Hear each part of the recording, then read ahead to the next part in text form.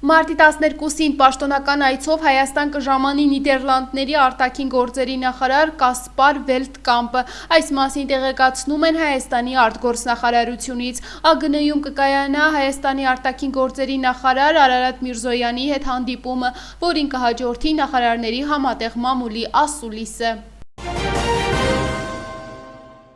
Աջակցություն Հայաստանում իրավապահ մարմինների և անվտանգության ոլորտի բարեփոխումներին ծրագրի շրջանակներում Հայաստան ժամանեց Լիտվայի Հանրապետության հանրային անվտանգության ծառայության հրամանատար, միջազգային փորձագետ գեներալ-մայոր Վիկտորիա Գրաբուսկասի գլխավորած պատվիրակությունը այցելել է Հայաստան Հայոց ցեղասպանության հուշահամալիր։ Լիտվա այդ ժամանած պատվիրակության անդամները ծաղիկներ են դրել անմար կրակի մոտ և 1 րոպե լռությամբ հարգել են Հայոց ցեղասպանության անմեղ զոհերի հիշատակը։ Հյուրերը շրջել են նաև Հայոց ցեղասպանության թանգարանում, ծանոթացել են մշտական և ժամանակավոր ցուցադրություններին, որից հետո գեներալ-մայոր Վիկտորաս Գրաբուսկասը գրառում է կատարել պատվավոր հյուրերի հուշամատյանում։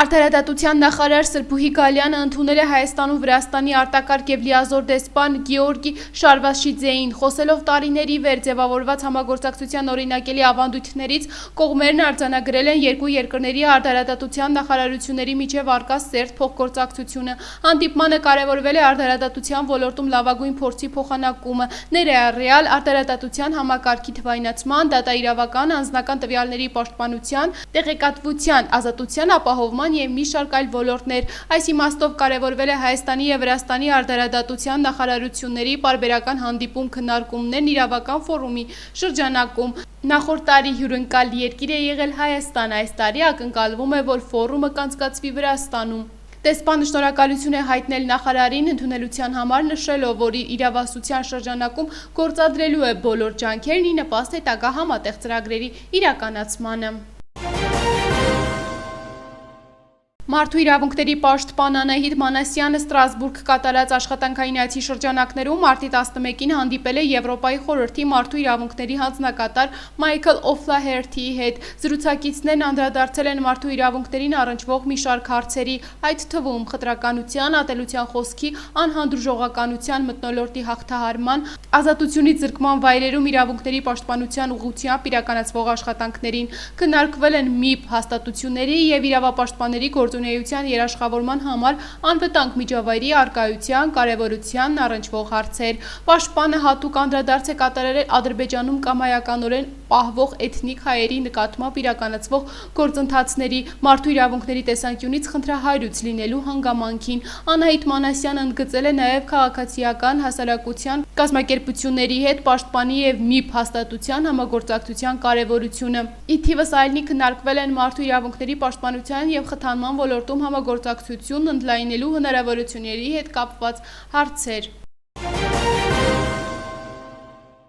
Դատախազը հաստատված մեղադրական եզրակացությամբ 2025 թվականի մարտի 11-ին հակակոռուպցիոն դատարան է հանձնել Կոտայքի մարզի Զովունի համայնքի առաջին փողոցում գտնվող ընդհանուր օգտագործման կանաչ հողատարածքն ապօրինի օտարելու վերաբերյալ քրեական վարույթը։ Հակակոռուպցիոն կոմիտեում քննված քրեական վարույթով պարզվել է, որ կառավարության 2006 թվականի սեպտեմբերի 7-ի թիվ 1340Ն որոշմամբ Կոտայքի մարզի Զովունի համայնքի առաջին փողոցի 180/1-ից 2 հասցեի հողատարածքն անհատույց սեփականության իրավունքով փոխանցվել է Զովունի համայնքին։ 2017 թվականի մայիսի 16-ին 0.6 հեկտար մակերեսով վերոնշյալ հողատարածքի նկատմամբ գրանցվել է համայնքի սեփականության իրավունքը։ Նույն թվականի հուլիսի 10-ին Զովունի համայնքի նախկին ղեկավար ՎՍ-ն դիմել է կադաստրի կոմիտե վերոնշյալ հողատարածքի վերաբերյալ միասնական տեղեկանք ստանալու նպատակով։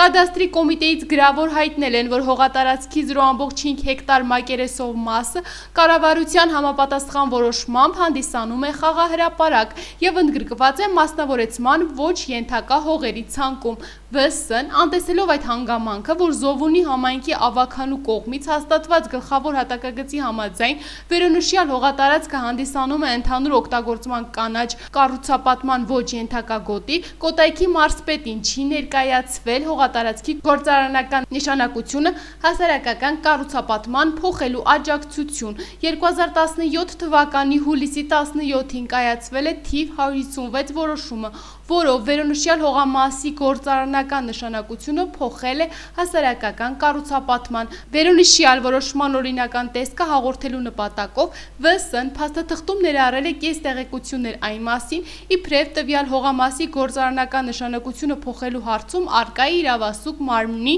Կոտայքի մարզպետի համաձայնությունը։ Այնուհետև ՎՍ-ի կայացրած ապօրինի և կեղծ տեղեկություններ պարունակող որոշումը ներկայացվել է կադաստրի կոմիտե, որի հիման վրա 2017 թվականի հուլիսի 20-ին հողամասի նկատմամբ գրանցվել է Զովունի համայնքի սեփականության իրավունքը, իսկ շուրջ 1 ամիս անց վերոնշյալ հողամասն աճուրդով օտարվել է ՍՊ ընկերության։ Դատախազը 2025 թվականի փետրվարի 28-ին ՎՍ-ի նկատմամբ հարուցել է հանրային քրեական հետապնդում 18/03/2003 թվականին ընդունված քրեական օրենսգրքի 309-րդ հոդվածի առաջին մասով և 314-րդ հոդվածի առաջին մասով։ 2025 թվականի մարտի 11-ին քրեական վարույթը հաստատված մեղադրական եզրակացությամբ հանձնվել է հակակոռուպցիոն դատարան։ Պետական եկամուտների կոմիտեի նախաձեռնությամբ այս տարվա հունվարի 1-ից ներդրվել է հարկային պարտավորությունների հաշվառման նոր համակարգ։ Բարեփոխումների արդյունքում պարզեցվել և առավել համակարգված է դարձել հարկային պարտավորությունների և դեպետային գումարների հաշվառման գործընթացը։ Այսուհետ հարկային հաշվարկներով առաջացող ավելացված արժեքի հարկի և ակցիզային հարկի փոխհատուցվող գումարները, որպես դեբետային գումարներ, կառավարության սահմանած չափանիշներին համապատասխան համարվելու են ռիսկային կամ ոչ ռիսկային։ Ոչ ռիսկային համարվող դեբետային գումարները մուտքագրվելու են միասնական հաշվին ինքնաշխատ տվյալ հարկի վճարման հաշվետու ժամանակաշրջանի վերջնաժամկետում։ Այսինքն, եթե ավելացված արժեքի հարկի կամ ակցիզային հարկի հաշվարկը համարվում է ոչ ռիսկային, ապա այդ դեբետային գումարը միասնական հաշվի մուտքագրելու համար հարկատուն այլևս դիմում գրելու անհրաժեշտություն չի ունենում, իսկ հարկային մարմինը լրացուցիչ ուսումնասիրության։ Այդ գումարն էլ ըստ հարկատուի նախընտրության կարելի է օգտագործել այլ հարկային պարտավորությունների մարման համար։ Ավելին, եթե տնտեսվարողը նոր անձնական քարտում ավելացված մարում վերադարձեջում համապատասխան նշում կատարի, այդ գումարն իր միասնական հաշվին կփոխանցվի մինչև վերջնաժամկետը։ Իսկ եթե կառավարության սահմանած չափանիշներով այդ գումարը ռիսկային է, ապա տնտեսվարողն այն կկարողանա հետ ստանալ միայն արդեն գործող ընթացակարգով։ Եթե հաշվարկի դեբետը դիտարկվում է ռիսկային, այս դեպքում ռիսկային դեբետից մարվում են միայն ԱՀ-ի և ակցիզային հարկի պարտավորությունները, իսկ միասնական հաշվին վերադարձնելու նպատակով հարկ վճարողը պետք է նախորդ ընթացակարգի նման ներկայացնի դիմում, հետո իրականացվի ուսումնասիրություն և եզրակացության հիման վրա այդ գումարը փոխանցվի միասնական հաշվին։ Փոխվել է նաև Եվրասիական տնտեսական միությունից ներմուծված ապրանքների համար վճարված ավելացված արժեքի հարկի գումարների հաշվացման կարգը։ Մինչդեռ ավելացված արժեքի հարկի հաշվարկման և վճարման, ինչպես նաև հայտարարագրերի ներկայացման վերջնաժամկետները մնացել են անփոփոխ։ 2025 թվականի հունվարի 1-ից ներմուծված ապրանքների համար ավելացված արժեքի հարկի հաշվանցումը կարող է իրականացվել տվյալ ներմուծման օրը ներառող ամսում, եթե այդ ամսում միաժամանակ ներկայացվել է նաև այդ ապրանքների համար ներմուծման հարկային հայտարարագիրը և վճարվել է ներմուծման համար ավելացված արժեքի հարկի գումարը։ Հետևաբար, այս փոփոխության շնորհիվ տնտեսվարողներն ավելացված արժեքի հարկի հաշվանցումները կարող են կատարել հենց ներմուծման ամսում և նույն ժամանակահատվածի արդյունքներով էլ հետ ստանալ հաշվարկով առաջացած դեբետային գումարները։ Սակայն եթե ներմուծման ամսում տնտեսվարողը չի ներկայացրել ներմուծման հայտարարագիր և չի վճարել ներմուծման ավելացված արժեքի հարկի գումարներ, ապա այս դեպքում ԱՀ-ի հաշվանցումը կիրականացվի հաջորդ ամսում։ Այսինքն տնտեսվարողը կարող է այդ գումարը հետ ստանալ հաջորդող ամսվա արդյունքներով, եթե իհարկե մինչև այդ ամսվա 20-ը կատարել է վերոնշյալ երկու պահանջը։ Փոփոխությունները հնարավորություն են տալիս կրճատել ոչ ռիսկային դեբետային գումարների վերադարձման գործընթացը, ինչի արդյունքում տնտեսվարողները կկարողանան առավել արդյունավետ կառավարել իրենց ժամանակն ու ֆինանսական հոսքերը։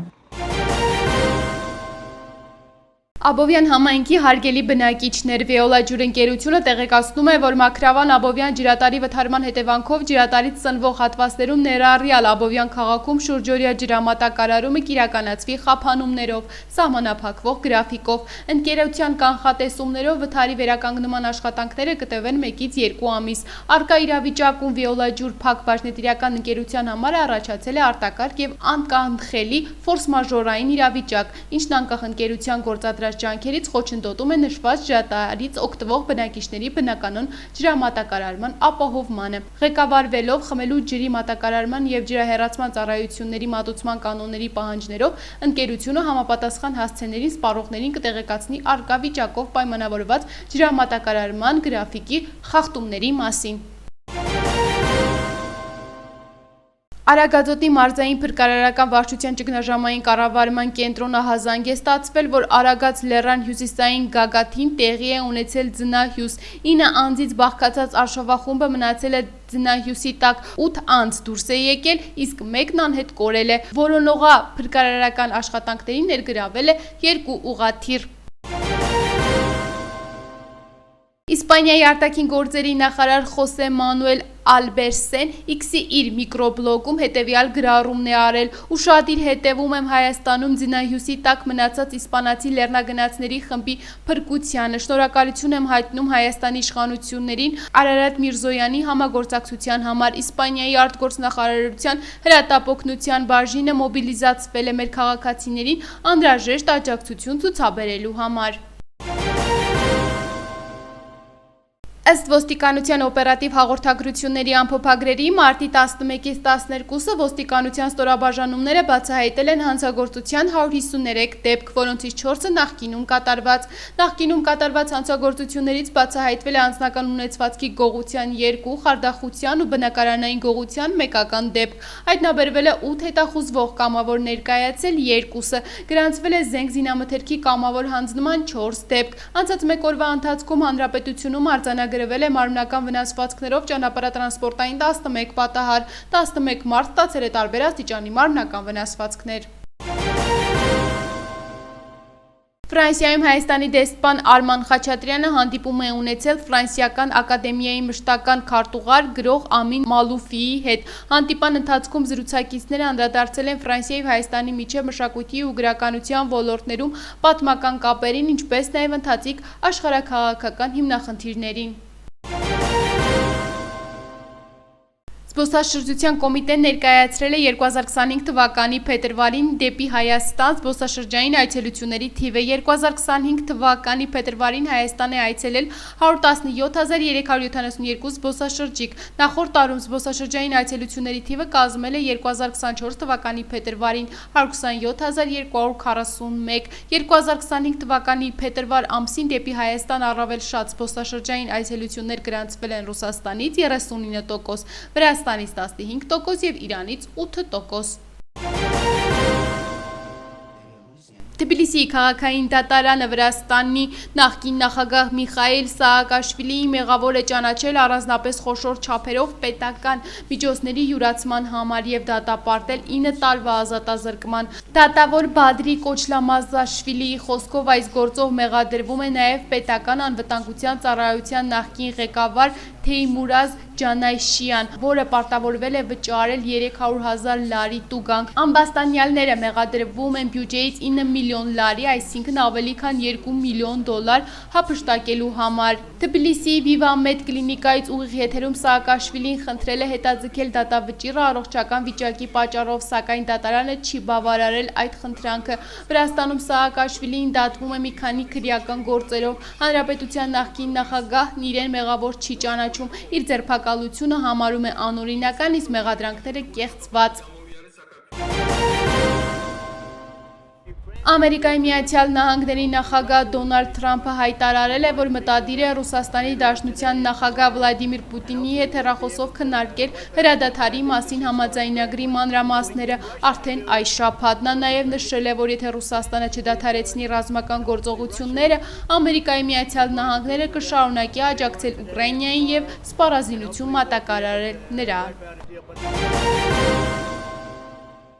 Փրկարար ծառայությունը տեղեկացնում է, որ Հայաստանի տարածքում ավտոճանապարհները հիմնականում անցանելի են։ Փակ են Արագածոտի մարզում Ամբերդ Բարսելերնային օդերևութաբանական կայանից Քարիլիչ եւ Ամբերդ Ամրոս տանող ավտոճանապարհները։ Վարորդները պետք է երթևեկեն բացառապես ձմեռային անվադողերով։